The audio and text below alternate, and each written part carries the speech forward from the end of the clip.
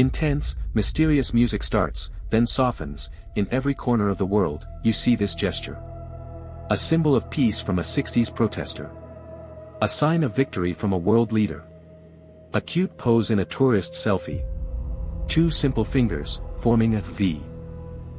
But flip it around, and in some parts of the world, this friendly gesture becomes one of the most offensive insults you can make. So how can one sign mean two completely different things? The answer lies in a story, a dark, brutal legend soaked in the blood of a medieval war. The story takes us to the 100 Years' War. The battlefields of France. England's secret weapon wasn't a sword or a catapult, it was the English longbowmen. These men were the medieval equivalent of a sniper, capable of raining down armor-piercing arrows from hundreds of yards away. The French feared them. And the legend says, when they captured an English archer, they wouldn't kill him. They'd do something worse. They would take a blade, and slice off the two fingers essential for drawing a bowstring, the index and the middle finger. This is where the insult is born. The story goes that before a battle, like the famous Battle of Agincourt, the English archers would taunt the French from across the field. They would hold up their intact index and middle fingers, a defiant gesture that screamed, "You haven't cut these off yet. Come and try."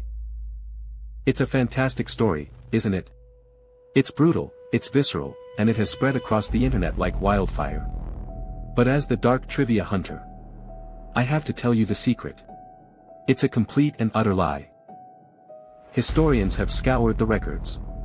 The contemporary accounts of battles like Agincourt, written by people who were actually there, mention nothing of this gesture. Not a single word. They documented everything, from battle plans to prisoner exchanges, but this epic taunt is completely absent. Think about it logically. In medieval warfare, you didn't mutilate and release valuable enemy soldiers. You either killed them on the spot, or, if they were important, you held them for a hefty ransom.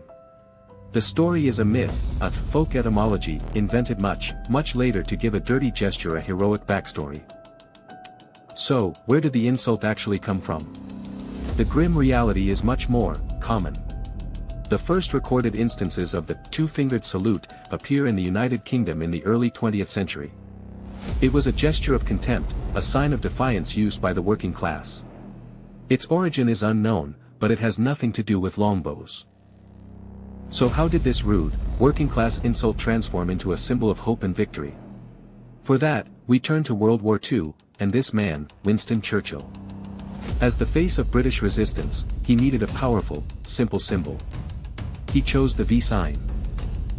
But here's a fascinating detail.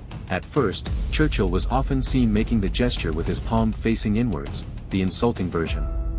An aide had to discreetly inform him that for it to mean victory to the upper classes, the palm had to face outwards. He quickly corrected his form, and the V for victory was born, spreading across Europe as a sign of defiance against the Nazis. The sign's final transformation came 2 decades later. During the 1960s, anti-war protesters in America adopted Churchill's victory sign. But they repurposed it. V no longer stood for a victory in war, it stood for a desire for peace. Music swells with a sense of conclusion, so there you have it. The journey of the V sign. It's not a story of medieval archers and bloody fingers.